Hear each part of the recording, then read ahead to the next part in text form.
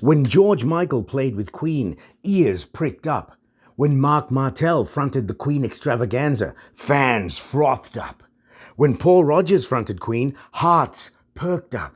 Then the fairy fella's masterstroke, Adam Lambert.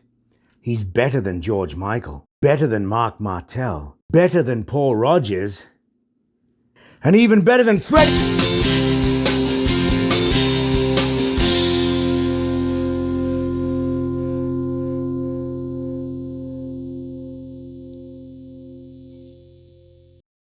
The show must go on. The Queen plus Adam Lambert story is a thinly disguised short biography of the rise and rise of Adam Lambert.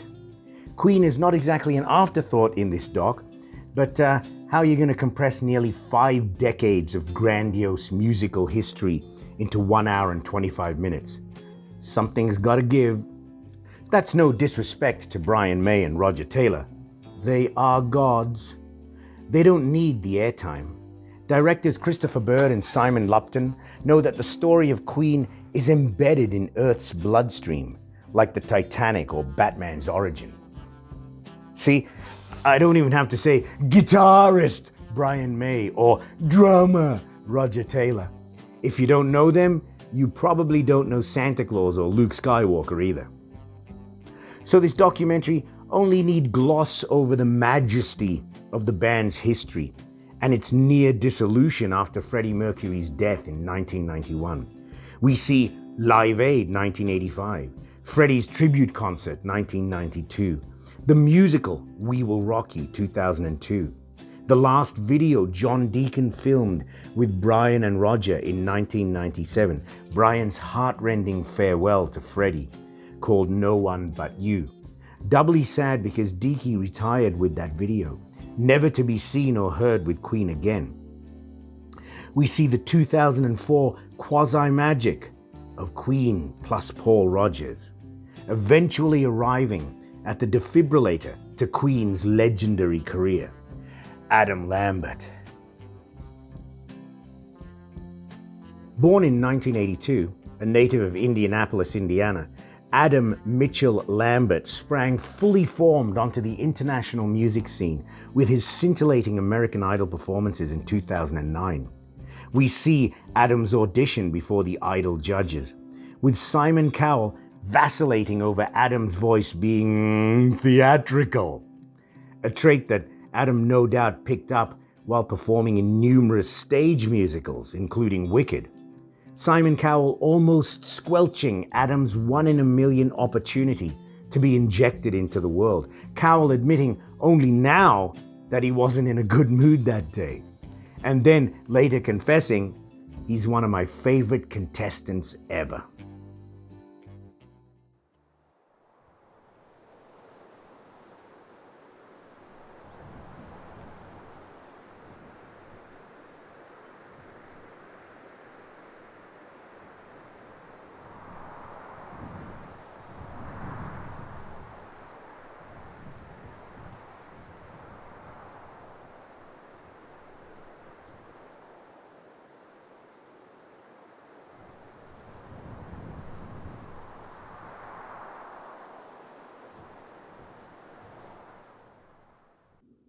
After a season of burning down every comer with his galactic throat, in the worst voting decision ever made on Earth, not counting Vladimir Putin's bitch pig, Adam was the runner-up of that 8th season, losing to a faceless cherry boy.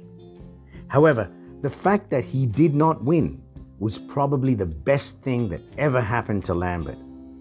Because if he had won Idol, they would have set him on a vanilla trajectory with their own producers and writers and disallowed him to go off the deep flamboyant end with which he ultimately carved his iconoclastic career.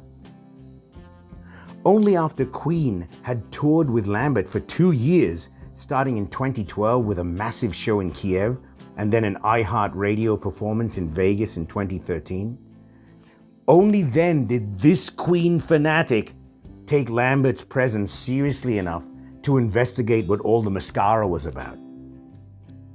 Now, Put it this way, if Sean Penn thinks you're a good enough actor to be cast in a movie he's directing, then you're not just good enough, you're great. Likewise, if Brian May thinks you're good enough to front his musically superlative band, you're not just good enough, it's a kind of magic. And when I looked into Lambert all those years ago, starting with Idol and working forward, this young necromancer's sheer mastery of his craft overwhelmed me, hurled me backwards with his unbridled virtuosity. And with shock, with sadness, I realized my own vocal heroes from ages past have been superseded by this newer model. And what a model! Is Adam Lambert the best vocalist in the world at this moment? Toward the end of that 2009 Idol season, Cowell openly gushed at Lambert. Over the entire season, you have been one of the most original contestants we've ever had on the show. And the whole idea about doing a show like this is that you hope that you can find a worldwide star. I genuinely believe with all my heart that we have found that with you. The American Idol freeloaders who call themselves judges touted Lambert in a league of his own. Maybe they've used that phrase on others, I wouldn't know. I don't watch that glorified karaoke dreck, but they actually got it right with this cosmic vocalist. But we don't need Simon Cowell to corroborate Lambert's searing talent. Hear the high praise from a god among men, Dr. Brian May. That is a voice beyond any expectation. Some people realize, but I don't think the world at large quite realizes how amazing Adam is as a singer. Some might opine, of course it behooves May to extol Lambert's ability, to sell tickets for their shows. But those cynics miss the point. Brian May would not let anyone into his band as the frontman, the person most scrutinized due to Freddie Mercury's enduring legacy, unless that person was of such monumental caliber. And if you want to focus on the capitalistic angle, if May did let a flounder in, word would get out, ticket sales would flop, chaos and looting in the streets. Besides Cowell, many talking heads gush over the rejuvenated Queen and the spark of fate that went into their pairing with Lambert. Along with May, Taylor, and Lambert themselves, May's magnificent hair still a crowning leonine glory, unchanged since his step into the spotlight in 1973, except now white with age. Besides them, there's also Taylor Hawkins from Foo Fighters, whose inspiration was Roger Taylor, and who looks, coincidentally, exactly like Roger's son Rufus, who drums for The Darkness.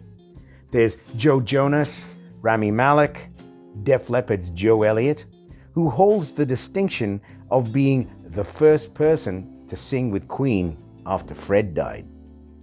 He performed the opening song at Freddie's tribute concert. There's Queen's faithful keyboardist Spike Edney, radio host Paul Gambaccini, music journalist Lyndsey Parker, and SiriusXM's Nick Carter. Lambert's parents, Eber and Lila, also feature during the obligatory kid growing up montage.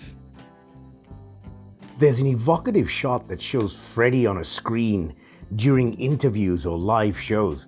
It's seen through a Queen drum kit and Brian's red special on a stand. It's a brilliant shot that reminds us Freddie is being seen as if through obstacles, a memory, a wraith beyond the reality. Roger Taylor says, "It took us 5 years to get over Freddie." But my dear, who says you got over him? The funniest thing about this doc is they include interviews with Freddie as if he's still alive and part of the game. Because he is. He turns up at every Queen concert. In spirit? No, in reality. That's Freddie's image and audio on the big screens, spliced into the live performances of Love of My Life and Bohemian Rhapsody. An amazing technical achievement that I'm sure causes untold anxiety to the crew members responsible for keeping those files alive and well. I'm sure there are numerous copies and they've all been transferred to digital blips, but still, think about how they've got to ensure against deterioration in any way to retain the correct key, the sync with the band, the visual clarity, to make Freddie be right there with us night after night. This feature attempts to give Freddie equal time only because it knows it is focused on Adam, and it is trying to say, without offending anyone, what we all know to be true. Brian says the task of finding one person who could do everything that Freddie could do would have been pretty much impossible. The whole range of Queen songs is considerable. It's a very, very colorful catalog with all kinds of different vocal approaches needed. And we recall Adam's fateful Idol season and his rainbow-colored catalog, performing Michael Jackson's Black or White. Excellent rendition. Gave us an appreciation of how powerful Jackson's performance was, and now I'm singing Lambert's version in my head instead of Jackson's. Then there was Aerosmith's Cryin'. Oh my, those highs actually outscale Tyler's range. Smokey Robinson's Tracks of My Tears, allowing it to simmer with his own passion, subtlety and soulfulness that shocked even Smokey himself. There was Johnny Cash's Ring of Fire, which Adam pulled apart and did so uniquely that Cowell replied from his limbic caveman brainstem that he couldn't understand it. Those were only a few high points in a season exploding at the seams with jaw-dropping performances that left his competition floundering at his heels. And what high heels! Yet, he lost. Democracy at work, allowing the great unwashed to vote. Never a good thing. Adam Lambert was runner-up to don't look him up. I dare you to tell me from memory who won the 2009 American Idol season. Now, know him or not, he's not without his worth as a vocalist. Hell, he made the finals and actually slipped through a crack in destiny and won. But he is the epitome of the classical idea of a modern, average, middle American rock and roll vocalist. A good, controlled voice with a modicum of emotive appeal, and a surfeit of introspection like a James Taylor or John Mayer. Adam Lambert, on the other hand, is a superstar in every respect. In the Idol finale, he would team with two of my heroes, Kiss and Queen. And thence did Lambert's theatricality serve him like a snake god amongst the uber theatricality of those international acts, as his magnetic stage presence and Asgardian voice pummeled his co-finalist into a fine powder. Both the finalists were teamed with Queen, and we could clearly hear Cherry Boy pulling away from his mic when the towering range of We Are the Champions was defeating him, letting Adam take the brunt of the skyscraper vocals. By Brian May's account, the Idol finale is where they met Lambert for the first time. From there, the relationship would flower hesitantly over the next few years before he was actually brought into the fold. Cowell tried to keep his feet on the ground, being objective, but he was turned early, and we could peek through the cracks of his imperious facade to the closet Glambert beneath, because Adam is a force of nature that will not be denied. Randy Jackson didn't hide his abiding love for Lambert. A combination of Steven Tyler meets Fall Out Boy meets Robert Pattinson from Twilight. Dude, you should be a rock star right now. And Paula Abdul just wanted to f*** him. In finding the pitch and pocket to so many diverse songs, Lambert proves it is not just about singing high notes for the wow factor, but knowing when to utilize that limitless power. Not just about singing words or striking poses, but possessing an innate understanding of putting the song across as emotively as possible. Years after those idol performances, he tells us here, I've challenged myself to try to find my own personal connection to the lyrics of the songs. Because I feel like without that connection, it doesn't really come alive for the audience. However, it's obvious he didn't just start that ethos with Queen, but was finding his way into songs way back then. His timbre at all ranges is unmatched by most singers in rock today, and by most singers of the past, and by most singers in rock today at their peak in the past.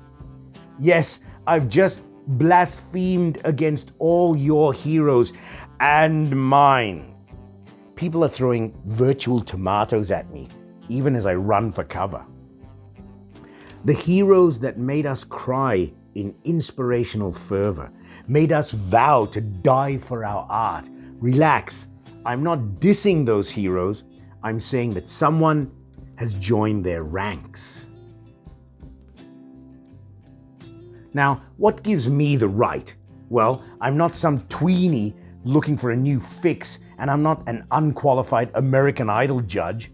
I'm an old, cynical musician who's heard it all, the good, the bad, the lip-synced, the auto-tuned, and Adam Lambert vocalizes like an Olympic torch amongst this white noise of putrid mediocrity. We live in a society inured to superlatives, so I simply state my case. Adam Lambert, the whole package, voice, looks, attitude, work ethic, wardrobe, image, performance, is the best vocalist in the world today. And he's got the stage strut, the arrogance, the humility, the self-effacing humor, the intelligence, the charm, the glam, the thrust, the hair, the heels. Striking eyes, black lacquered fingernails, 3-day growth and Elvis pompadour. Classy interview subject, consummate performer. No matter he is an imposing 6'1", add those 5-inch jewel-studded glam slamming heels and he towers like the inferno he is. Okay, apples to apples. At their peak, Lambert is better than most of my idols, living or dead. And most of yours too, if you are being truly objective. Of course, you like Bon Scott's road rash voice better, so do I. But at an academic level, Adam Lambert can sing higher and clearer and more powerfully. You may thrive on Dio's hell-rageous timbre, I do. But Lambert brings a diversity to his range which is wider than Dio's, and timbral intensity that would make Dio praise Jesus, not Satan. You may blow eargasms over Halford's power falsetto, I do. But though Lambert can do Halford, oh, do tell. Halford cannot come down to earth and coax a ballad as poignantly as Lambert.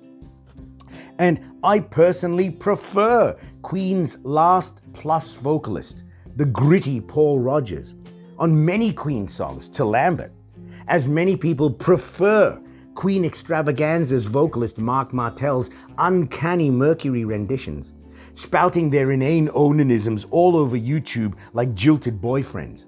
But Lambert, again, is the whole package. As Queen says, specifically right here, they hired Lambert because they did not want someone to simply copy Freddie. If you haven't gotten it yet, Adam does this naturally. It's not an act like Martel's tribute imitation. Look, I love Martel's inimitable godlike voice as well. But all you Marc Martel loonies, please stop with the wackadoo. You're embarrassing us real Queen fans. You may be enamored with Frank, Elvis, Dino, Sammy, Pavarotti, Jagger, Gillan, Springsteen, or enjoy the unique vocal stylings of Lindsey Buckingham, Tom Petty, Robert Plant, Don Henley, Geddy Lee, Sebastian Bach, Chris Cornell, Josh Groban, Steve Perry. All these men have distinctive voices that perfectly suit the music they purvey. And that's what makes each of those voices equal and special. I am not here arguing the case to replace their voices with Lambert's on any of their recordings. No. Those songs, those artists, those performances remain thunderous jewels in the musical firmament. However, Lambert, at this moment in time, effortlessly trounces them all. Then there are those whose time has sadly passed. Paul McCartney, Joe Elliott, David Coverdale, Roger Daltrey, Paul Stanley, whom Adam easily outsung in Detroit Rock City when standing beside him in that finale. Here's the rub. Lambert is in his late 30s. Even at those artists' peaks, their late 20s to early 40s, they could not match Lambert's power and range.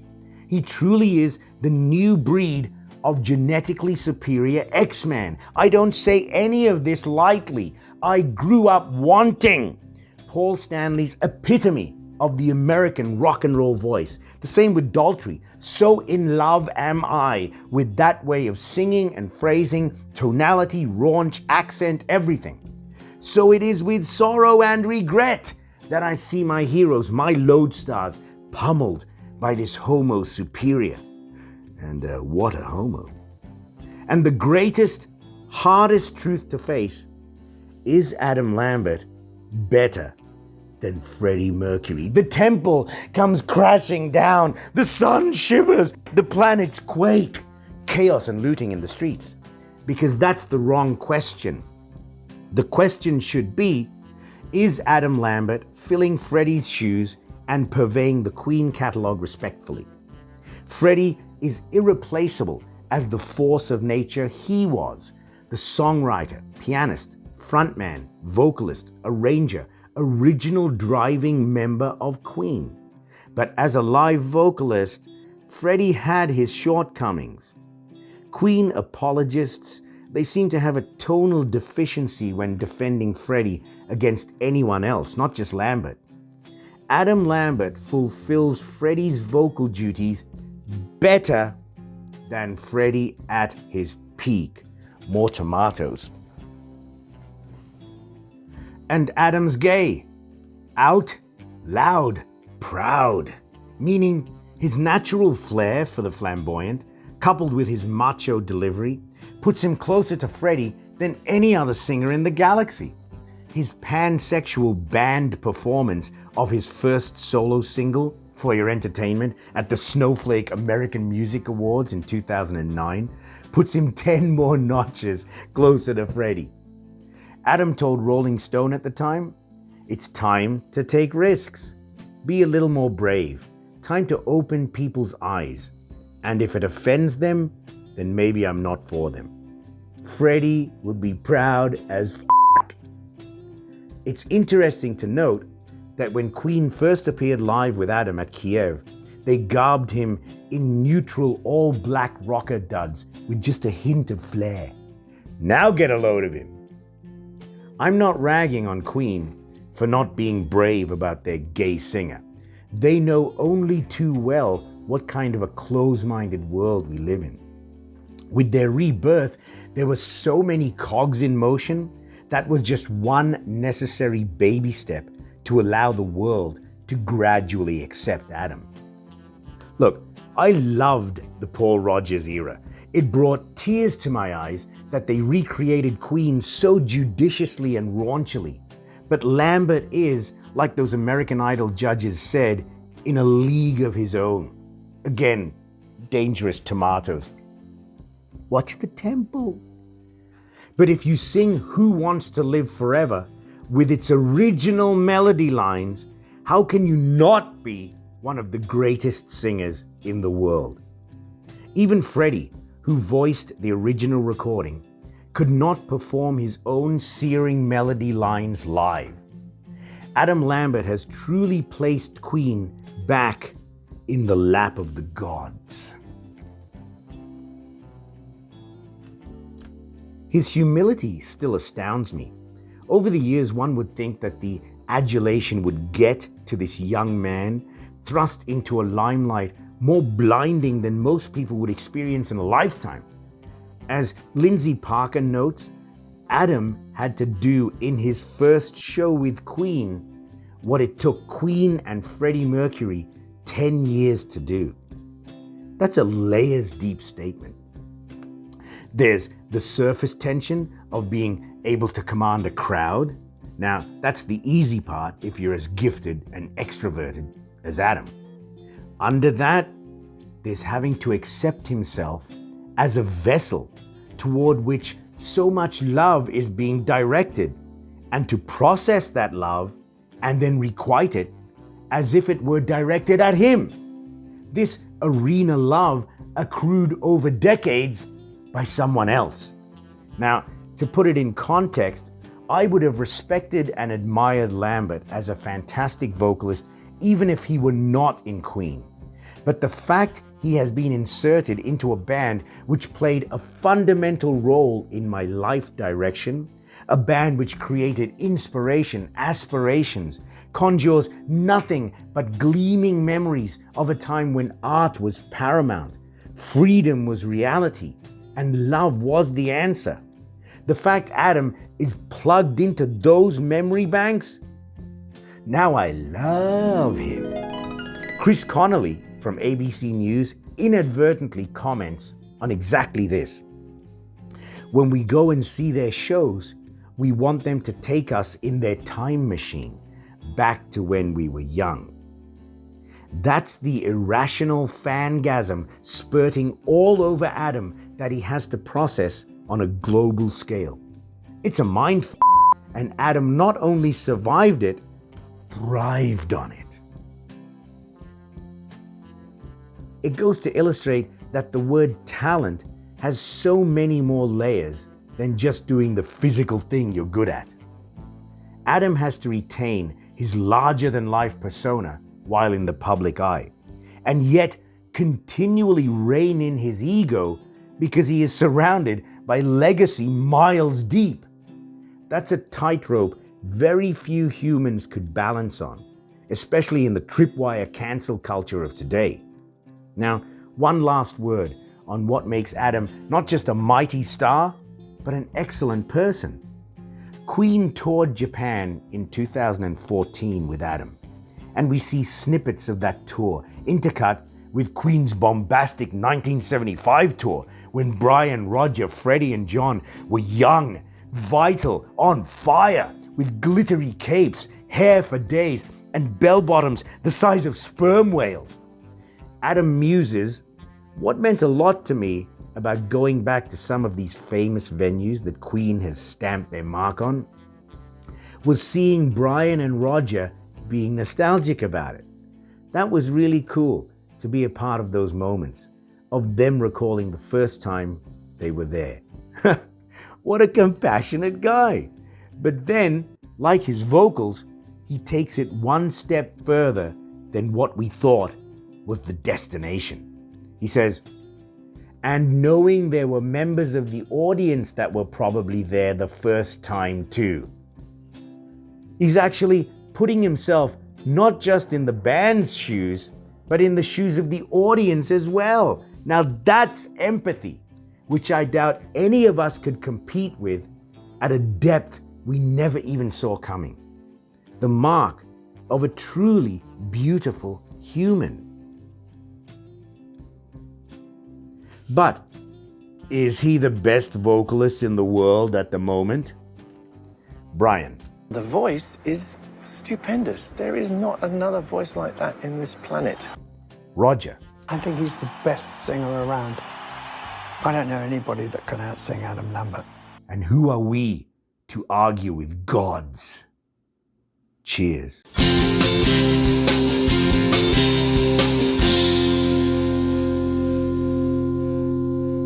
Hey, thanks for being a movie maniac. You're always welcome to like, oh yes, click on that tiny hand, or comment, oh yes, I want to know what you think. and subscribe and share with all your friends, because if you don't, I don't know what I might do with this lettuce.